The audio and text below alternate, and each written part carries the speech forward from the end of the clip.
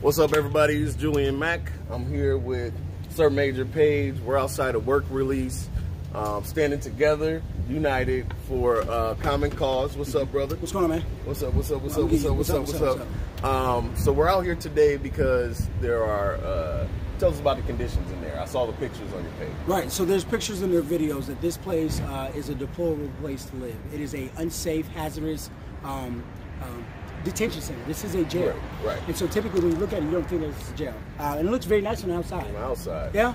So on the inside, let's talk about the inside. We have black mold that is throughout the building. Asbestos. We have leaking ceilings, reportedly to be feces or sewage water. Right. And so we also know there are rats and roaches inside of this. And people are getting sick. A lot of folks are getting sick. A lot of folks are getting sick. So we got a lot of reports of folks going back and forth to the hospital.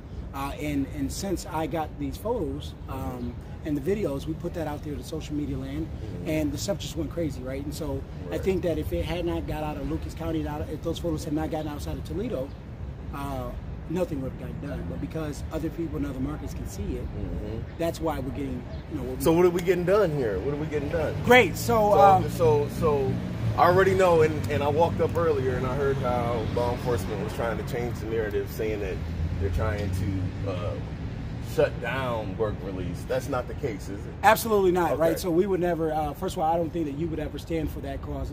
That no, right? Hell no. So that is certainly not. Because work release is a good thing because Absolutely. it gives people one step out. It doesn't keep people behind cages, and Right. allows them to get back to their normal life and get back into regular society. Absolutely, right? Right. So, and I share that sentiment is that, I got a guy here that was, he was charged with 2 felonies. And we learned from the Central Park 5 and other cases before, just because you're accused or you've been indicted, you've been convicted or sentenced, doesn't mean that you actually committed a crime. Right. It's, we both know that, right. Probably from personal experience. Exactly, right? I got a lot of stories to tell. Right. So with that said, I don't believe just because you're in here that you deserve to be here. Right. And even if you deserve to be here, you don't deserve to be treated inhumanely. Right. Nobody. Right. That's part of what comes with supposedly being in America. You get treated with certain unalienable rights. You shouldn't be subject to sickness just because you're incarcerated. Absolutely, right? Just like they can't starve you just because you're incarcerated. They can't. They can give you crappy food, but they can't starve you. Right. Exactly. Exactly. Right. So once the photos were given to me, I had an obligation to do something. Right. And so I strategically said to myself, how do we go about getting these folks justice? Because the other alternative, and I think in most counties or most cities, what done is send them all to prison. Right. That was my biggest concern, and we've had conversations about that. My biggest concern was that if they shut this place down, that people will end up then that's going to peak the jail population. Right. So what's been happening though? So I think when you have when you have county officials and you have support from the federal government and also state level, there was a general consensus that we have to do the right thing. Right. There is a liability on the county, but outside of that liability, how do we correct the issue and how do we treat our citizens? Because these are still residents. Right. Right. They're paying their taxpayers. Yeah. Absolutely. Yeah. And so there was a conversation that we had to do something progressive, and it was the work of in close coordination with Commissioner Peter and some of the county judges who said that although we may not be fond of this, we have to do the moral thing, right? And so there was a decision to release half of the offenders or the accused and put them on ankle monitors, right? Okay. Because these folks this is not a permanent, this is not a high-level facility. Right. This is a work release where folks have the opportunity to go back and forth to work, but still have to report back to detention. Right. And I love the idea that we were able to put them on an ankle monitor and kind of reduce the beds, right? Right. And then what we also done is because we were out here and because there was the outcry, we got 2 of the wings shut down, 2 of the dorm sites shut down. So we got the west side cleaned up, and we're working on the east side now, or I think it was north. And so right now we have some of the females, we have a few more males here. What our intention is today is to get this place cleaned up, repair the toilets, and then we're going to get the other folks moved to another facility. That is what we're working on at this time. And then also we have some of the other things we've been working on is we've been joined by another officer. Do we have our normal conversation? No, we always have normal conversations. So the other thing is to totally clean this facility out. So in less than 5 weeks, there will be no more human beings inside of this facility. That is what we're working on. That is the plan. So are you saying that they're all going to be on ankle monitor, or you're just leaving the place so they can clean it up? So about half of the folks have already, we started at 70 beds here. We're down to, we got 40 taken out of here. We still got a few more folks in here. We're going to move some of the females to another facility, right? The few other folks that we can get them, those last. No, it's not going to be a jail. It's not going to be a permanent lockdown. They're still going to be able to do work release. Okay. So the idea, and there was a miscommunication where some people tried to change the narrative that we wanted to completely shut down work release. Absolutely not the case. Okay. We believe in work release. We support work release. I know a gentleman that was charged with 2 felonies. If it was not for work release, he would be in prison. So work release is a phenomenal idea. Right. We just have to treat our citizens humanely. Right.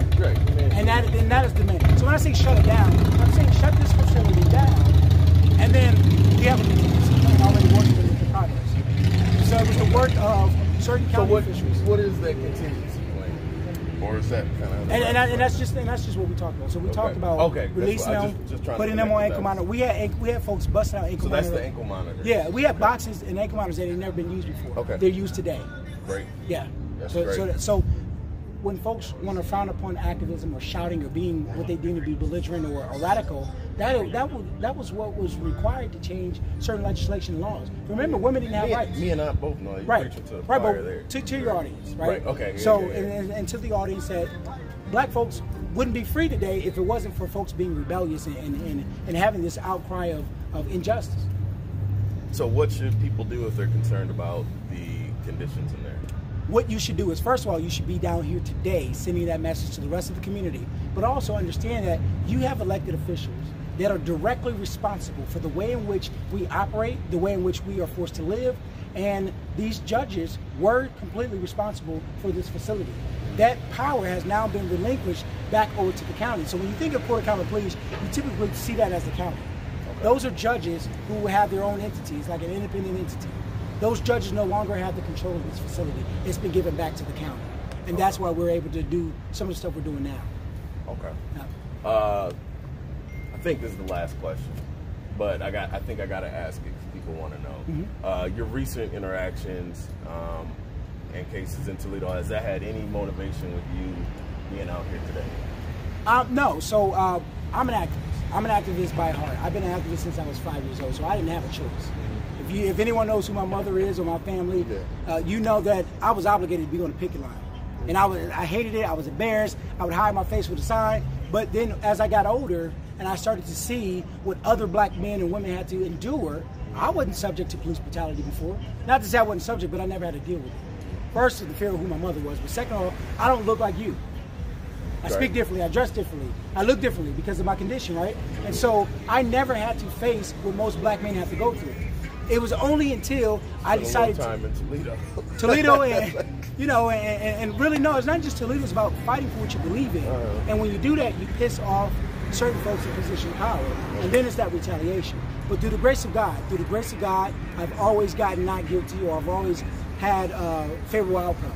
Okay. And so that's what I'll say. And so because the last one you guilty there's no time. Well, no, I was that's inaccurate. So I was found not guilty on the disruption of a public meeting, which the officer used that as probable cause to break my hand, to charge me with resisting arrest and failure to ID. The judge ruled that I was not in violation of that ordinance. It was a city ordinance, not even a state law. So because the judge ruled on that, and then now you got the litigation behind that, and all that good stuff. So, right. But the most important thing though is that we have safe conditions for people who are incarcerated at this point in time. Absolutely. Right? So they're starting to get better. Folks are still enduring the mode. They're still there. So today the demand is we need a termination. So folks got to be accountable. How long is this going to take? I think I think to be honest, I think that this can be done in the next few days. Okay. Yeah. So the next few days, everything should be at least decent. Okay.